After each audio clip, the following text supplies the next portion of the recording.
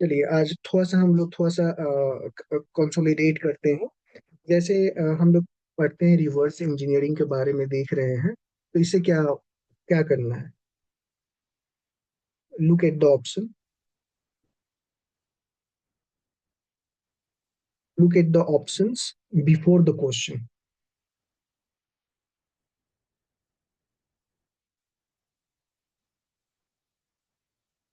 ठीक है, so that आपको थोड़ा सा आइडिया मिल जाए। ठीक है। अ, इससे क्या होगा, वो आंसर रिवील होगा। और पिन पॉइंट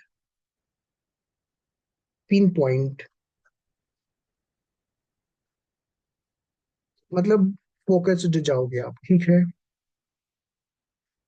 अगर स्टेटमेंट रिजिड लग रहा है आपका,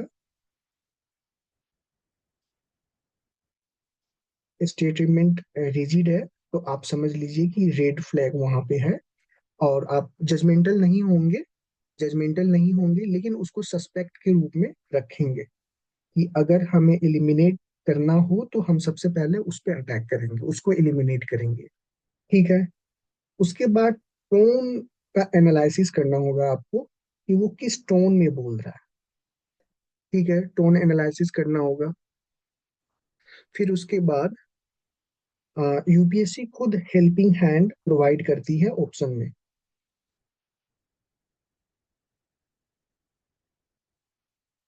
हेल्पिंग हैंड प्रोवाइड करती है, एक्सट्रीम वर्ड्स देती है।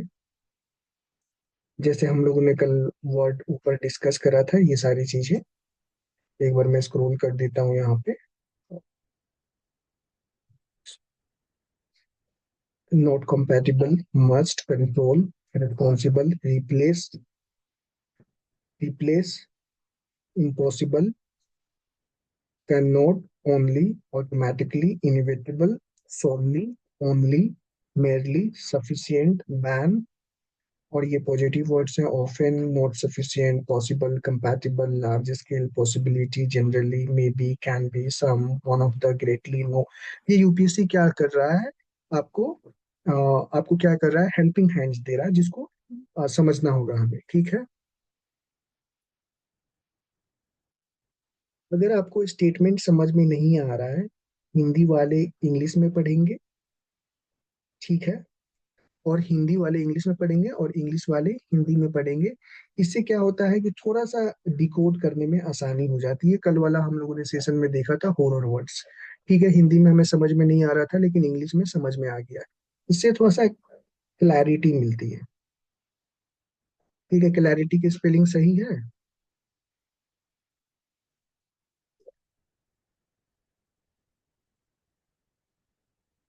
Split and read method. अगर लंबा स्टेटमेंट है तो उसको आप ब्रेक करके पढ़िए। ठीक है, उसको ब्रेक करके पढ़ना है। फिर उसके बाद एक बार समझ में नहीं आता, आपको री रीड करिए। ठीक है, री रीड करिए। उसके बाद चलते हैं, बस इतना ही कुछ है।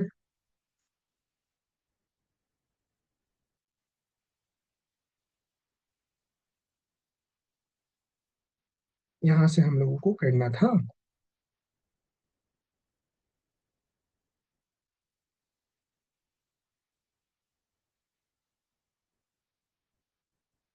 चलिए पैसेज वन हम लोग पढ़ते हैं। और ये पैसेज है, पैसेज वन है। थ्री आइटम से सबसे पहले ये चेक करना है कि थ्री आइटम से, फिर उसके बाद एक पैसेज के साथ एक ही क्वेश्चन है। ठीक है, क्या पूछ रहा है, क्रक्स ऑफ द पैसेज। ठीक है, ज्यादा ध्यान नहीं देना, जो क्रक्स होगा होगा। आगे पढ़ते हैं। Responsible media should not distort the real in an ideal democracy. Should not distort the real मतलब जो सच होता है उसको डिस्टोर्ट नहीं करना चाहिए। इन आइडियल डेमोक्रेसी की बात हो रही है। किसी आदर्श लोकतंत्र में जिम्मेदार मीडिया द्वारा वास्तविक को विकृत नहीं करना चाहिए। सही बात है। ठीक है, हमें कोई प्रॉब्लम नहीं है, नहीं करना चाहिए, ये होना ही चाहिए ऐसा। Fake news seems inherent in the life of N ideal democracy. एक आइडियल डेमोक्रेसी, जैसे मान लो इंडिया में एक आइडियल डेमोक्रेसी है, किसी कंट्री एक्स वाई जेड में आइडियल डेमोक्रेसी है, और वो बोल रहा है कि फेक न्यूज इनहेरेंट है। ठीक है, एब्सर्ड स्टेटमेंट। आपको लगता है मिथ्या समाचार आदर्श लोकतंत्र के जीवन में अंतर्निहित प्रतीत होता है। बिल्कुल गलत है। ठीक है। इसके बाद there should not be any, यहाँ पे निगेटिव वर्ड है नॉट, और फिर उसके बाद एनी है। There should not be any kind of restriction on the freedom of expression in an ideal democracy. आपको क्या लगता है क्या होना चाहिए? रिस्ट्रिक्शन होना सर चाहिए इट कि इज नहीं रॉन्ग। होना चाहिए? थोड़ी आर्टिकल रिस्ट्रिक्शन होनी 19 में चाहिए सर। रेस्ट्रिक्शंस हैं। हाँ सर। ठीक है। इसको कॉमन सेंस से मैच कर रहा है कि ये एब्सर्ड बात कर रहा है कि किसी भी तरह का प्रतिबंध नहीं होना चाहिए, बिल्कुल प्रतिबंध होना चाहिए। मान लीजिए मैं यहीं पे कोई अब्यूजिव लैंग्वेज यूज करने लगे, अगर इतनी आजादी मिल जाए, जैसे अभी इंडिया गोट लैटिन में जो हुआ था, तो अगर इसी तरह फ्रीडम सबको दे दिया जाए, तो फिर हमारा जो डेमोक्रेसी है वो क्या होगा, हमारा समाज किस ओर जाएगा अगर आजादी इस तरह। There must be reasonable restriction. ठीक है। ये आगे बोल रहा है कि irresponsible media and political leaders can not be effectively controlled in an ideal democracy. बिल्कुल किया जा सकता है, कानून लेके आइए, स्ट्रिक्ट और स्ट्रिंजेंट और स्टर्न पनिशमेंट की प्रोविजन उसमें हो। बिल्कुल फालतू बात हो रही है, और हमारे पास कोई ऑप्शन बचता नहीं है, ए के साथ जाना होगा। ठीक है। Passage two. ठीक है। पैसेज टू यहाँ पे देखते हैं, और यहाँ पे क्या बोल रहा है, प्रैक्टिकल इम्प्लाइड। ठीक है, तो पैसेज में जाके हम खोजेंगे नॉलेज सर ये बिहेवियर यूपीएससी का प्रीवियस ईयर है। प्रीवियस ईयर 2024 का लास्ट चल रहा है। तो आ, जो भी क्यूरीज होगा लास्ट में ले लेंगे, आप पहले देख लीजिए। विच वन ऑफ द, हम लोग यहाँ पे देख रहे हैं क्वेश्चन पूछा है इम्प्लाइड, यानी पैसेज में वो चीज नहीं है। हम लोग जो ऑर्डर है उसका माइंड को देखेंगे वो क्या बोलना चाह रहा है। Knowledge of consumer behaviour sir एक लीड्स बार टू ईयर फिर से बता दीजिए किस ईयर का है।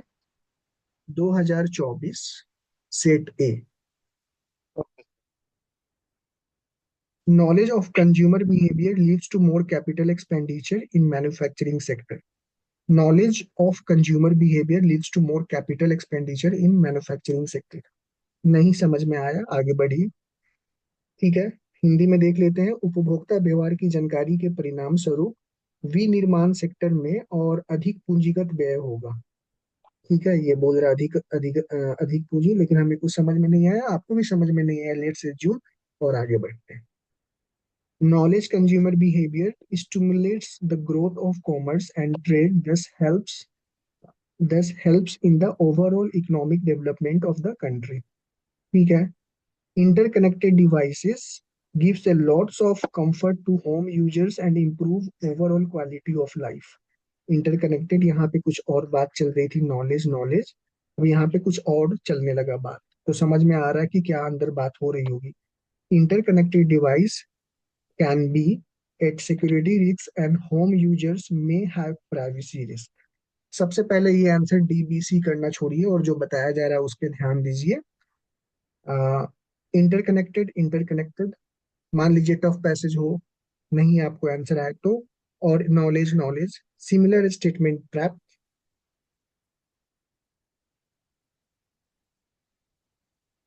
ठीक है। सिमिलर स्टेटमेंट ट्रैप का लॉजिक लगाएंगे। ये दोनों को इलिमिनेट कर देंगे या इन दोनों को इलिमिनेट कर देंगे, और दो बच जाएगा, आइदर में से किसी दो को इलिमिनेट कर देंगे और दो बच जाएगा, और उसमें से हम अपना एक आंसर चूज कर लेंगे। इतना तो समझ में आ गया। नीचे का बस दो लाइन पढ़ना है, दो लाइन पढ़ना है, और बोल रहा है कि corporate marketers will have powerful incentive to observe consumer behavior to understand the buying needs and preferences of the device owners। यानी हम ये लैपटॉप खरीदे हैं, और हमारा जो कंज्यूमिंग का बिहेवियर, मैं जूम यूज कर रहा हूँ और भी बहुत सारे एप्लीकेशंस यूज कर रहा हूँ, तो वो और मेरी बिहेवियर को आइडेंटिफाई करेगा। ठीक है। और प्रीफरेंसेस को भी, वो डिवाइस ओनर के प्रीफरेंसेस को भी देखेगा, हमारा टेस्ट कैसा है, हम क्या इसमें ब्राउज करते हैं क्या है, और उस हिसाब से हमें टारगेट करेगा, ऐड देगा। तो आप ये बताइए कि किसको एलिमिनेट करें, ये दो सेंटेंस पढ़ने के बाद इन दो को, इसको दोनों को एलिमिनेट कर दें या ये दोनों को हटा दें? सर ये ए और और बी बी को एलिमिनेट कर देते हैं। करेक्ट ठीक है, है। को एलिमिनेट कर दिए, क्योंकि यहाँ पे प्राइवेसी की भी बात हमारी अंदर आ गई, क्योंकि ये इम्प्लाइड बोल रहा है पैसेज में मिलेगा नहीं ये लिखा हुआ। जब हमने लैपटॉप लिया और जो सर्विस कॉरपोरेट मार्केटर्स हैं वो इन्वेड कर रहे हैं हमारी प्राइवेसी को, ठीक है। अब यहाँ फिर से आके पढ़ेंगे और हमारे पास आंसर अवेलेबल होगा।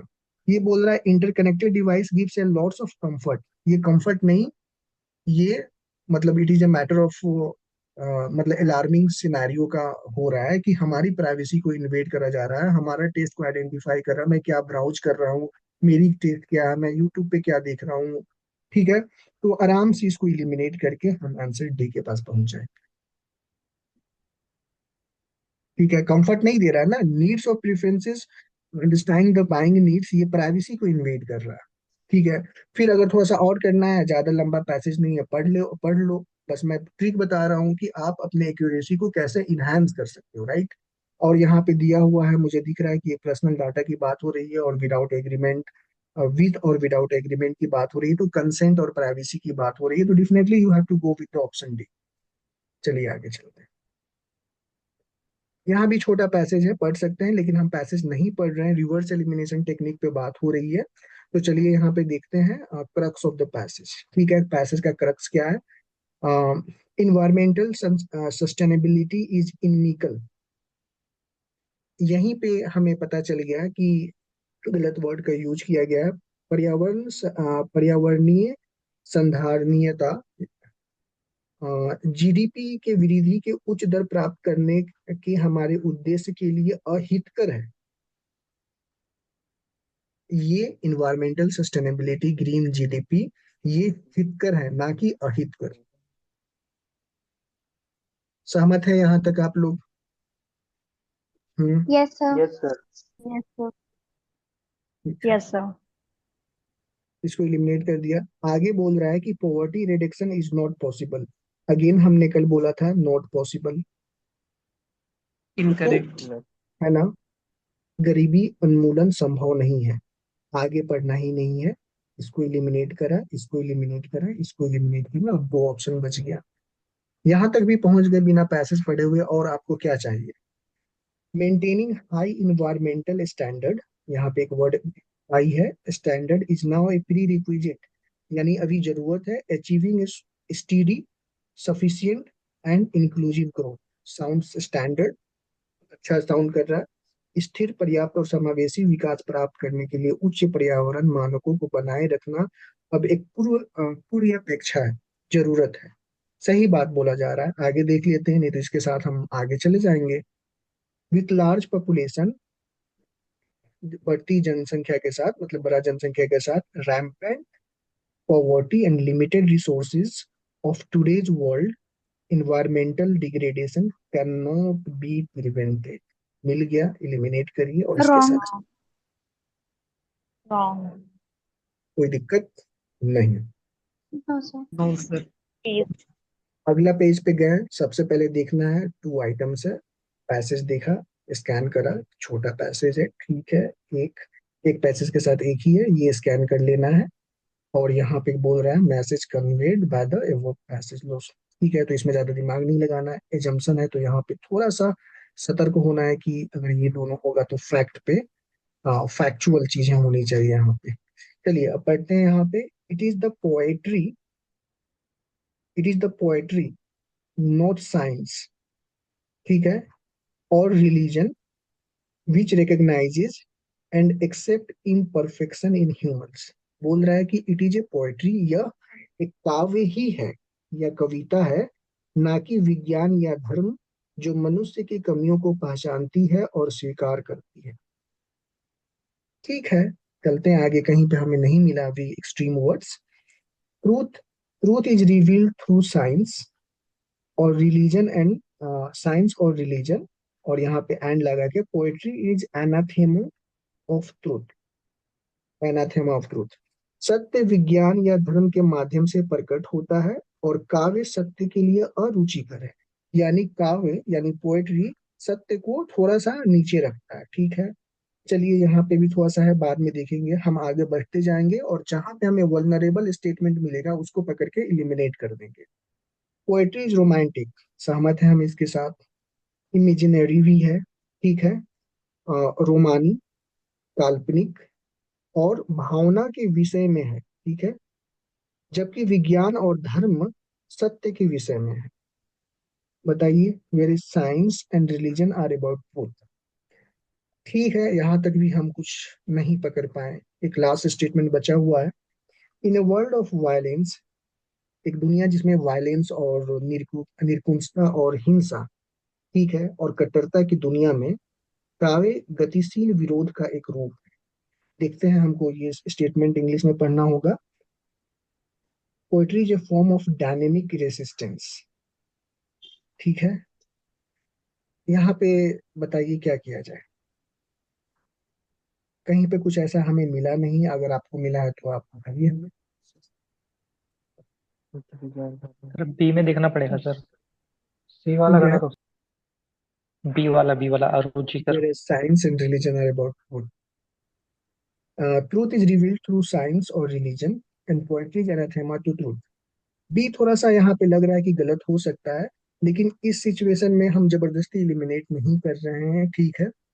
जबरदस्ती इलिमिनेट नहीं कर रहे हैं, आप मैसेज रिफर करिए, ठीक है। चलिए अगला क्वेश्चन यहाँ देखते हैं। 10 मिनट में सेशन बंद हो जाएगा, फिर उसके बाद दोबारा लिंक डालेंगे, फिर वो अंतिम सेशन होगा। बेस्ड ऑन द, क्योंकि 10 से रेगुलर क्लास चलेगा, तो फिर मैं सोचा कि 12 दिन फालतू का वो सब्सक्रिप्शन में चला जाएगा पैसे। एजम्पशन पूछा है, the order of the passage believes, इस पैसेज का ऑर्डर बिलीव करता है that flowers are creation of nature's luxury, ठीक है। पुष्प प्रकृति की विलासिता के सृजन है, ठीक है। थोड़ा सा निगेटिव लग रहा है कि नेचर, मतलब नेचर्स लग्जरी बोल रहा है, ठीक है। देखते हैं। Author of the passage does not believe in the usefulness of flowers except as a things of beauty, ठीक है। यहाँ पे एक निगेटिव वर्ड हमें मिला, तो इसको क्या करना चाहिए बताइए। इसको हम एलिमिनेट कर देते हैं। पकड़ के इलिमिनेट कर देंगे।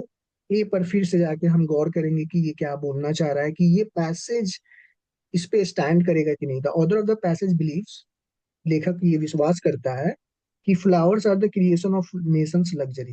देखिए, नेशन, सॉरी, नेचर्स लग्जरी, प्रकृति का ये लग्जरी है। तो मुझे लगता है कि ये भी गलत होना चाहिए, क्योंकि ये नेचर्स की लग्जरी नहीं है, ये आवश्यकता है, ठीक है। नहीं, अगर फिर भी आप यहाँ पे स्टक कर जाते हो, ये दो ऑप्शन में आप स्टक कर गए, आप जाके पैसेज पढ़ लो, ठीक है। या हम लास्ट का 2 लाइन पढ़ लेंगे, या ऊपर का 2 लाइन पढ़ लेंगे। देखते हैं। Flower was not invented to please us, पहला ही सेंटेंस में हमें मिला कि flower was not invented to please us, यानी इट इज नॉट लग्जरी। इसको भी इलिमिनेट करेंगे, आंसर इज डी। पहला ही सेंटेंस में मिला कि luxury, flower was not invented to please us, हमें खुश करने के लिए नहीं। लग्जरी क्या होता है? खुश, प्लेजर, अपीजमेंट। पहला 2 लाइन पढ़ लीजिए या नीचे का 2 लाइन पढ़ लीजिए।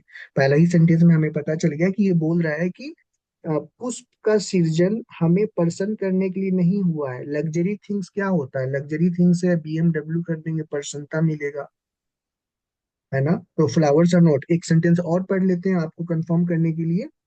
It flaunted its petals and spreads its perfume to attract an insect, और पोलिनेशन का मेरे दिमाग में चल रहा था, तो उसी से रिलेटेड ये है, ठीक है। अगर पोलिनेटिंग एजेंट्स, बीज, वास्प और वो जितने सारे हैं, अगर वो दुनिया से हटा दिए जाए, तो द अर्थ विल कोलैप्स, पूरा प्रोडक्शन सिस्टम कोलैप्स कर जाएगा। It is not a nature's luxury, rather it is an essential. आगे चलते हैं, यहाँ पे खत्म हो जाता है। चलिए इसको सेव कर लेते हैं। तो चलिए हम इसको बंद करते हैं, और फिर उसके बाद दोबारा लिंक डालते हैं, ठीक है। सेव हो गया।